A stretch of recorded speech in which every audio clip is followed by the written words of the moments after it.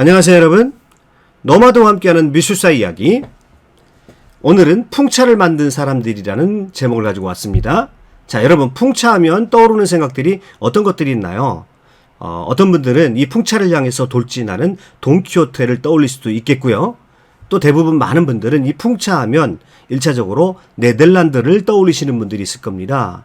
그런데요, 이 풍차를 제일 처음 만든 사람들은 네덜란드 사람들이 아닙니다. 오히려 지금의 벨기에 플랑드르 사람들, 플랑드르 지방의 사람들이 먼저 이 풍차를 만들었습니다. 그리고요, 바로 이 플랑드르 지방에서 15세기 북유럽 르네상스, 알프스 이북의 르네상스가 바로 이 플랑드르 지방에서 시작이 되었습니다. 그래서 오늘은 이 플랑드르 지방이, 이 플랑드르 사람들, 이 플랑드르가 어떤 지방인지, 어떤 곳인지에 대해서 먼저 살펴보는 시간 갖도록 하겠습니다. 자, 오늘 강의를 이해하기 위해서는요, 유럽의 저지대 국가를 먼저 알아야 합니다. 자, 네덜란드, 벨기에, 룩셈부르크를 말합니다. 이 세 나라는요, 세 강이 모여있는 이 저지대 지역에 위치하고 있습니다. 라인강과 스엘더강과 메즈강의 하류의 삼각주 지역에 위치하고 있는데요. 말 그대로 낮습니다. 그래서 시설을 제대로 하지 않으면 바닷물이 언제든지 역류할 수 있는 그런 저지대를 많이 가지고 있는 나라들입니다. 그런데요, 이 중세시대 이 지역에는요, 여러 백작들과 공작들이 다스리는 소국이었습니다. 그래서 이 공작들과 백작들의 이름이 지금도 이 벨기에와 네덜란드 지방의 이름으로 많이 사용되고 있습니다. 자, 플란데른 백국이라고 그랬죠. 자, 이거를 프랑스 말로 하면 플랑드르 백작이죠. 플랑드르 백작이 다스리던 지역입니다. 여기는 홀란드 백작이 다스리던 지역입니다.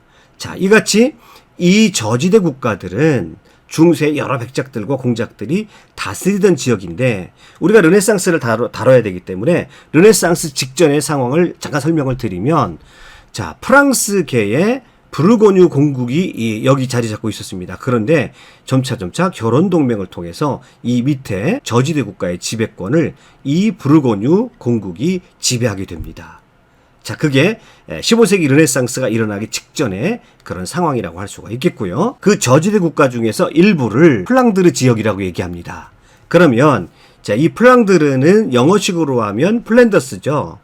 그래서 그 유명한 플란더스의 개 애니메이션을 만들어서 우리 어린 시절에 아주 재밌게 보았던 추억의 애니메이션인데요. 그 플란더스의 개가 바로 이 플랑드르 지방을 배경으로 하고 있습니다. 자, 네덜란드어로 말하면 플라망이라고 하는데요.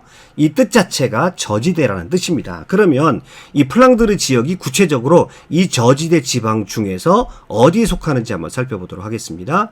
자, 여기가 지금의 벨기에죠. 지금의 벨기에 중에서 북쪽에 보면 노란색으로 표시된 이쪽이 플랑드르 지역이라고 말을 합니다. 그래서 지금 이 지역은 네덜란드어를 사용을 하고요. 빨간 지역으로 표시된 지역은 지금 프랑스어를 사용하는데요. 왈롱 지역이라고 얘기를 합니다. 그런데 원래 중세 플랑드르는 지금의 플랑드르와는 약간 그 지역이 다릅니다. 프랑스 북부와 자, 네덜란드 남쪽의 땅을 포함하고 있는 이 지역을 플랑드르 지방이다, 이렇게 말을 합니다. 그래서 우리가 르네상스 회화를 다룰 때 플랑드르 지역이다 그러면, 자, 지금 왼쪽에 보시는 이 지역, 지금으로 말하자면 프랑스 북부, 벨기에 북부, 그 다음에 네덜란드 남부의 일부를 포함하고 있는 이 지역을 플랑드르 지역이다라고 말을 하는 것입니다. 그 플랑드르 지방에서 가장 유명하고 오래된 도시가 바로 이 브류헤라는 도시인데요. 이곳에 가면 오래된 풍차들과 운하들을 많이 보실 수가 있습니다. 자, 아까 말씀드렸던데 우리는 풍차하면 네덜란드가 그 기원이라고 생각하기 쉬운데, 사실 풍차는 이 플랑드르 지방에서 먼저 발달을 했습니다. 그리고 네덜란드 사람들이 이곳을 정복하면서 네덜란드도 역시 저지되기 때문에 이런 풍차를 그곳에 많이 도입을 하게 되고, 이곳보다 더 많은 풍차를 만들어 놓았기 때문에 우리가 네덜란드가 풍차의 나라라고 그렇게 생각을 하고 있는 것입니다. 그렇다면 여러분, 지금 풍차를 왜 만들었을까요? 그리고 이 풍차의 기능은 무엇일까요? 자, 말씀드렸던 대로 이 플랑드르 지방도 20% 이상의 땅이 해수면보다 낮습니다. 자, 그래서요, 초창기에 중세 사람들이 뚝을 쌓고 운하를 파면서 땅을 해수면보다 높게 하는 그런 객토 작업을 많이 하게 됩니다. 자, 그런데 이 객토 작업을 하면서 지속적으로 물을 퍼내는 작업이 필요했습니다. 그래서 지속적으로 물을 퍼낼 수 있게 하기 위해서 만든 것이 바로 이 풍차인 것입니다. 물론 풍차에도 여러 가지 기능이 있습니다만은 원래 풍차를 만들었던 것이 뭐냐면 땅을 높이게 하기 위해서 지속적으로 바닷물을 이제 퍼내기 위한 도구로 만들었던 것이 바로 이 풍차였던 것입니다. 문제는요, 그렇게 만든 땅들이 별로 비옥하지 못하다는 것입니다. 그래서 일찍부터 이 플랑드르 사람들은요, 농업보다는 상업 쪽에 눈을 돌리게 됩니다. 그리고 농사를 지어도 상품성이 높은 튤립 같은 것들을 재배하게 됩니다. 지금도 튤립 축제하면 여러분 네덜란드가 가장 큰 튤립 축제를 하게 되는데 사실은 벨기에 쪽에도 튤립 축제가 많이 있는 것을 볼 수가 있습니다. 자, 그리고요, 무엇보다도 자, 땅이 비옥하지 못하기 때문에 이들은 상업에 눈을 돌리게 됐고요. 그 다음에 모직물 산업에 눈을 돌리게 됩니다. 그래서 옷감을 짜거나 염색을 하는 등 자, 모직물 산업이 이 지역에서 굉장히 발달하게 됩니다. 자, 이 모직물 산업이 이쪽에서 굉장히 발달했기 때문에 이 지방은 그 당대의 강국이었던 영국과 프랑스가 허시탐탐 노렸던 그런 땅입니다. 그래서 사실은 이 지역의 지배권을 둘러싸고 영국과 프랑스가 알력을 벌이다가 끝내 전쟁을 벌이게 되는데요. 그 전쟁이 그 유명한 백년 전쟁입니다. 나중에는 이제 잔다르크라는 영웅이 등장해서 프랑스의 승리로 끝나게 됩니다만은 이 플랑드르 지역은 그럴 정도로 중요한 지역이었습니다. 그만큼 상업이 발달했고 이 발달한 상업이 영국과 프랑스로 하여금 눈독을 들이게 했던 바로 그런 지역입니다. 그리고요, 이 지역에서는 자, 전통적인 농사가 잘 되질 않아요. 그러니까 낙농업이 굉장히 발달하게 됩니다. 이 낙농업과 관련해서 추억의 애니메이션 플란다스의 개입니다.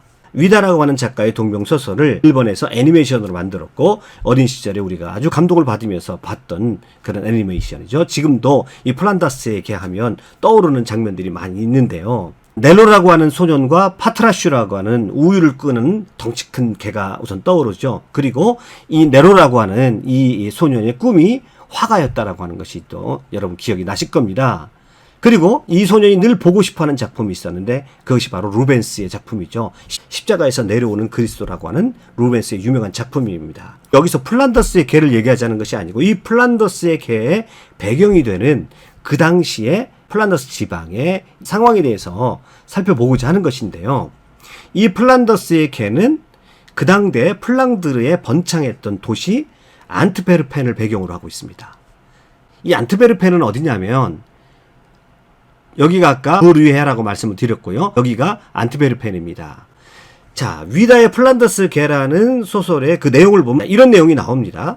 한번 제가 읽어보겠습니다. 할아버지는 매일 아침 마을의 목장을 돌아다니며 빈 우유통을 내려놓고 대신 우유가 가득 든 세 통을 수레에 실었어요. 그러고는 마을에서 한참이나 떨어진 안트베르펜이라는 항구 도시에 가서 우유를 팔았지요. 할아버지의 우유 배달은 1년 내내 쉬는 날이 거의 없었지요.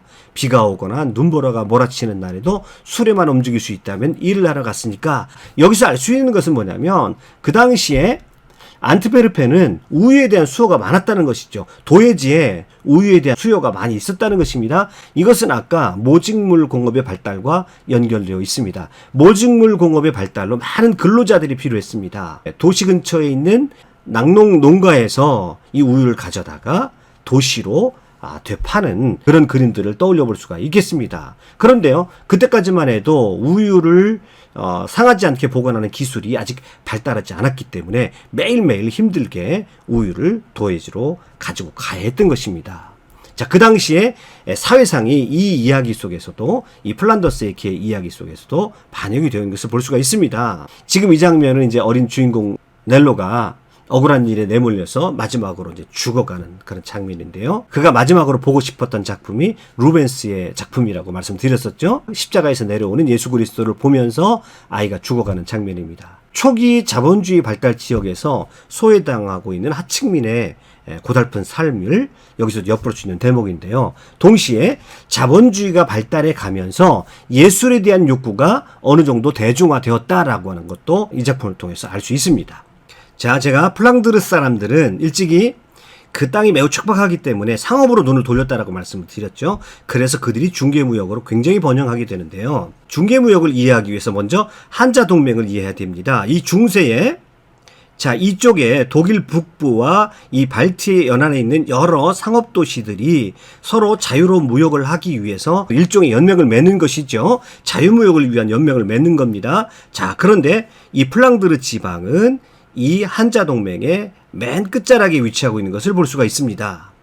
이 지도를 보시죠. 이 본래 한자동맹은요, 큰 대형 선박을 이용해가지고 이 북해와 발트의 방면에서 목재와 모피, 철, 또 대구와 같은 수산물, 곡식, 맥주 등을 이 저지대 지방과 이 독일 지역으로 운반을 했었고요.